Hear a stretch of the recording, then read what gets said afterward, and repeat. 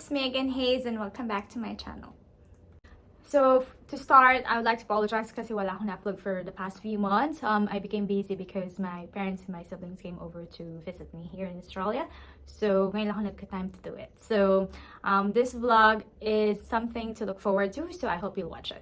Okay, so disclaimer again guys, everything that I will talk about here is purely based on what I did and my research. So hindi po ako MARA agent or a migration consultant to ask me anything na hindi included sa vlog ko. So let's start. So what is SkillSelect? SkillSelect is actually an online portal for Australia wherein skilled migrants or professionals can apply for their expression of interest for a migrant visa. So through this, the government, the state authority could actually invite you for a certain visa that you applied for to be able to live and work permanently in Australia particularly. So they're actually filling all the gaps, all the skill shortages in Australia, and they're getting this from here. So it's a point system that you need to meet before you actually can apply for an EOI. So there are actually a few things that you need to know prior applying for an EOI. So you need to have a minimum of 65 points to be able to be invited for a certain visa. So to be able to check your points, it actually varies on your age, if you're single or married, your educational background, work experience, and of course you need to have a positive skills assessment. So make sure everything is ready before you could actually apply for an EOI. So for nurses, we actually have ANMAX. So I actually made a vlog about it. So just make sure that you will have a positive or suitable migration skills assessment prior to applying for an EOI. And you have your English test ready, your partner's English test, if you are actually claiming points for him, or if they have a skills assessment as well. So everything that you will fill in the EOI, you should actually have it handy at the time of your application, because when they actually invite you for a certain visa that you applied for and you cannot provide any evidence from it from the time of invitation, then it will be a problem. They say that you could not actually apply for that visa because you won't be able to prove why you claimed that certain points. So let's start filling up the expression of interest. So I will put a link below in the description box below. It's also in the screen here. So click that and then open it. So you will see this page. So it will say terms and conditions. So you just need to actually tick the box and then you click next. All right, then of course you need to make an account for the EOI. So they will ask for your personal details as seen in the photo. So you just need to fill those in. Make sure that your full name is the same as your visa. If you're onshore or you're in Australia, make sure that whatever you will fill there is the same thing as what you have in your previous visa. So like for me, I actually put my middle name with my given name. So because that was in my previous visa. So yeah, so just follow it through and then we'll move on to the next page. The next page will actually ask you if everything that you fill in is correct. So that is really critical because that will show in your visa once you applied for it, once you get invited. So everything, especially your date of birth, your full name, your country of passport, they will ask if it's all correct. Although you can actually update it, but make sure that you really double check everything that you will fill in. Next is your password. So you just need to make sure that you write your password because you might forget it.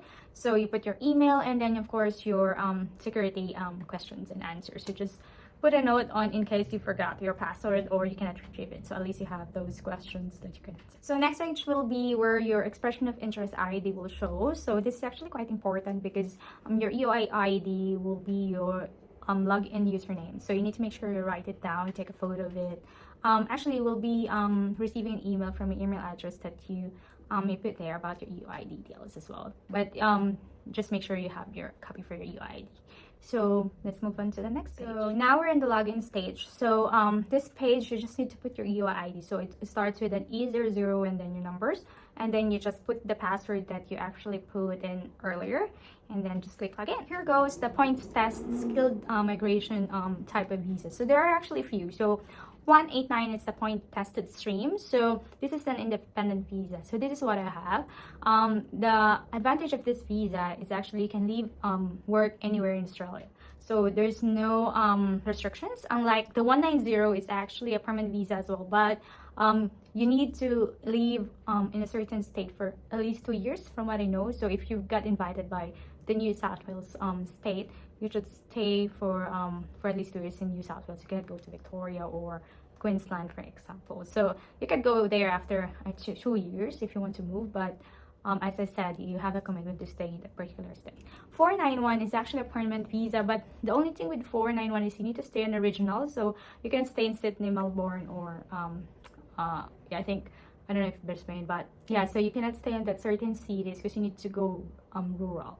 So you, and 491, from what I know, is actually you need to stay there for at least 2 years. You have your Medicare, but it's not really a permanent visa yet. You can apply for the permanent residency visa after 3 years, so it's not really a great visa. But if you get invited with that, you just need to think about it. It's an automatic permanent residency after 3 years anyway if you don't have any options. So the other ones is the business innovation and investment. I'm not really sure about these visas, so I think it's for entrepreneurs or those who wants to start their business here in Australia. If you have a lot of money, then maybe you could apply for that, but I am not sure about that. So if you want to learn more about that, you can ask any migration consultant if that fits you. So you just take whatever you think that will fit you. So last time I applied for 189, 190, and 491. So that's the only visas that actually applied for the EOI. So let's move to the next page. Okay, next will be filling up your family members. So this varies from one person to another. If you have spouse or partners or children, you just need to fill it up. So it depends on if you're gonna apply them with you. So technically you can actually apply together, which is good. You save time, you save money, but you need to make sure you have all the requirements needed in case you will be invited for the visa. So you just need to click partner is a permanent resident or not. If yes or no, you just need to click whatever suits. Are they going to be accompanied? And of course, are you going to include them for this application? So you need to be truthful about it and just count how many family members do you have. So if you have one spouse and one child, so it's 2. So just put 2 as shown in the picture. So let's click next. So this is what I mentioned. So if you have a partner and they're actually a skilled worker as well, they can actually apply for a skills assessment as well, or just take an English test, which will be actually just a component, I think. So if they actually have a component English, so which means like they meet the minimum PT of 50 or IELTS 6, then you can actually get 5 points from it. So it's important for actually your partner to help you to give points, because if you're married, you actually got deducted from being single for 10 points. So if they have competent English as well as positive skills assessment, they can give you 10 points. So that's what I know. All right, so English test. So if they actually have an English test, or they are a citizen of certain countries, so you just need to click whichever is applicable. Next, so if they have it, so 36 months. I know most English tests, they're only valid for, well, all of them, valid for 2 years, which is 24 months. But for migration purposes, they're actually accepting it if it's within the last 36 months, so which is 3 years, so which is good. So, and then you just need to fill in which tests they actually did. So if it's a PT academic, which is, for PT, it's always academic. Put in the date of the exam. The test reference number is the registration ID for PTE. So you can actually click the question mark and see. If you don't understand what is it about, then just click that. They will tell you what is it. So it's actually helpful and handy there. That's why it's there. So I always use that before if I'm doubtful about what to put there. So you just need to make sure that you put the right score as compared to your English test. So if it's listening, if it's reading, written, or speaking test, so you just need to make sure you fill the right numbers, and it will tell you what kind of language ability it will be. So if for 65 and up for PTE, it will be proficient. If you got a 17 and above for PTE, it will be superior. So the higher the score, the better, because you will get more points. So that's actually good. So you just need to actually check in the points calculator how many points you will get if you meet a certain score. So I will not talk more about it. So, and then if they have a nominated occupation, for example, if they're a nurse as well, so they have a skills assessment, so you just click yes there. All good. So let's move to the next page. So next will be the preferred location in Australia. If you're not in Australia, of course, you just aim or put any state there if you want. If you're in Australia, of course, if you want to stay in your recent state, you just need to put your certain state. For me, I actually put New South Wales, Victoria, and Queensland. So it really depends on if I'm happy to move, or it depends on who will invite me, especially for a state nomination. So that's really important as well. So if you select it, they will actually invite you for a state nomination. But I actually observed that they will only invite you for the state that you're in, actually, unless you're not in Australia. So we'll be the current prepared to leave and outside the Australian city, which are Sydney, Melbourne, Brisbane. So you can click the question mark again if you're not sure, but that's what it says. So you just click yes or no. If no, then means you just want to be living in the city, so they won't invite you for any regional. Because if you say yes, then 491 will be an option as well because it's regional. So yeah, so it really depends on what you want. And let's proceed to the next. Now this is your turn to actually fill up your English exam details, so just make sure you have it handy. So make sure you put all the necessary scores in the exact location, and then it will tell you what's your language ability at the end.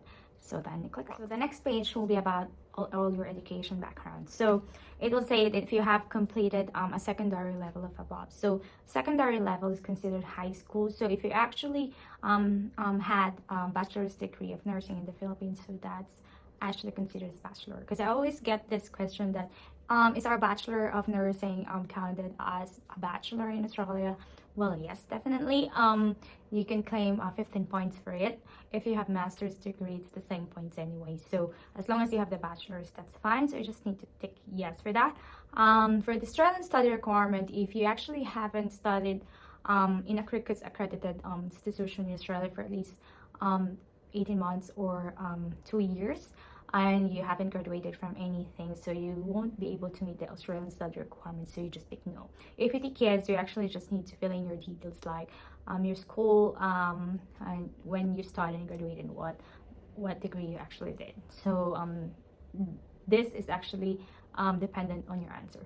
So the credentialed community language is actually if you actually have NAATI. So this is like if you're being a translator for a certain language. For us Filipinos, of course, we do the Filipino or the Tagalog community language or the NAATI. So if you want to boost your points, you can actually claim additional 5 points for it. So you just need to tick yes if it's applicable to you, or if you don't have it, then just click no.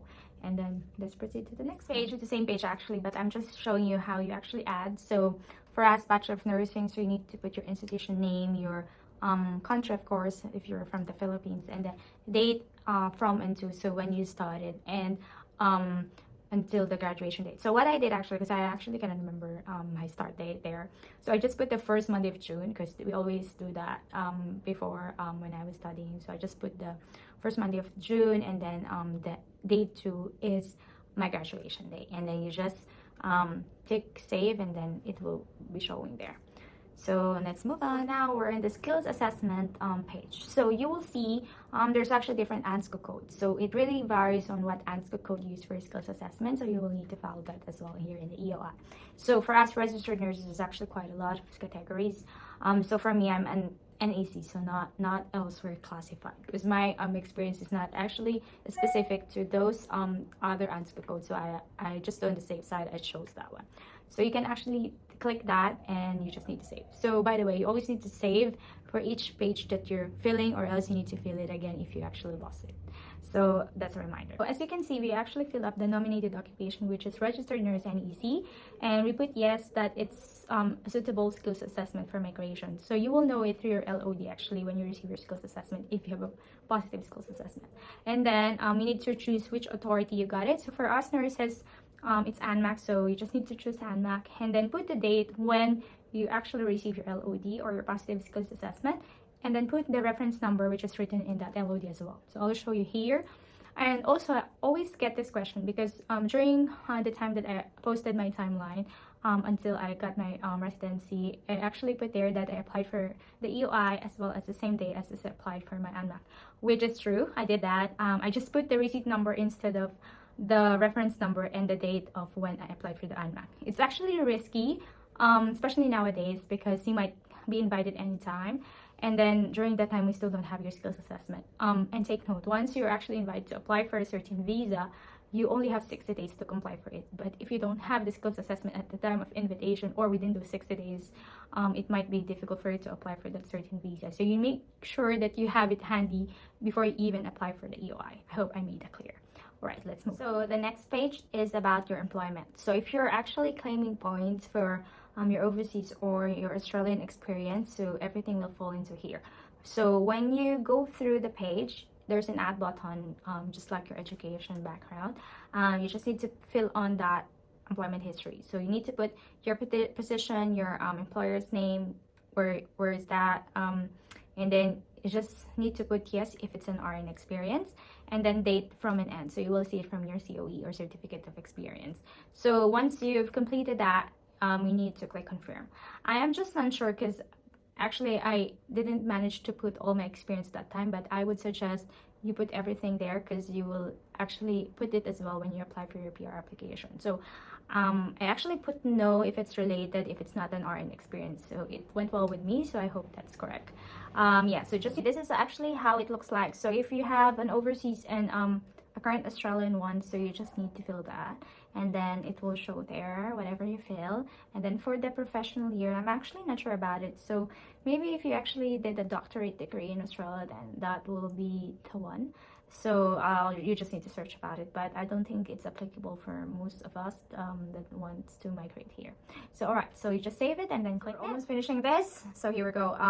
All right, so the page 12 is actually just a declaration, so you just need to actually read through each statement and just agree on it. So for instance, that have you understood and read the information provided for this EOI. So of course you need to make sure you understand everything, then you click yes, and then you just go through it, click next after that. Page 13, so this is actually where you review all the details that you actually filled in. So I'm just showing you the half of it, but it's quite long, so you just need to scroll down and just read it through again. If you're actually miss anything or you put a mistake, you can always go back to it and then edit it. So yeah, so you just need to check that everything that you fill in is correct, and then you move to the next page. So you're actually in the final page of the application, so it will tell you, it really depends if you actually applied for different subclass of visas. So for this one, it will show you just 189180. This is actually my friend's one, so I helped her apply for the EOI,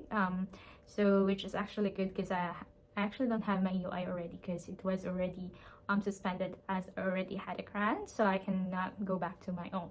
So it will show you, like for instance, for the 189, it will show you how many points you actually have as of the moment. So as per here, she has 75 points, and then for the 190, since if you get invited for a state nomination, you actually get additional 5 points. So from 75 it became 80 because it's another 5 points. So if you're 65, it will be 70. So that's actually good. And then you just need to click once submit. You click submit, you will actually see your EOI status that it's submitted, so that's good. So you will see your EOI ID when you actually submitted it.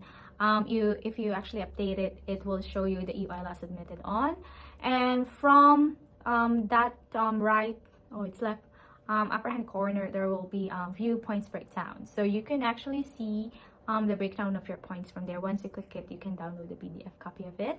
So you will see your points again, how many points you've got, and there's a withdraw, suspend, or update EOI. So of course we don't withdraw it, you don't suspend it. The SkillSelect will suspend it once you actually had a grant, and you can actually update your EOI once in a while. So for instance, you want to increase your points from proficient to superior for English test, or you gain additional year of experience in Australia. If you haven't put that in last time, you just put your experience overseas, so you can claim for additional 5 points if you have at least a year of Australian experience.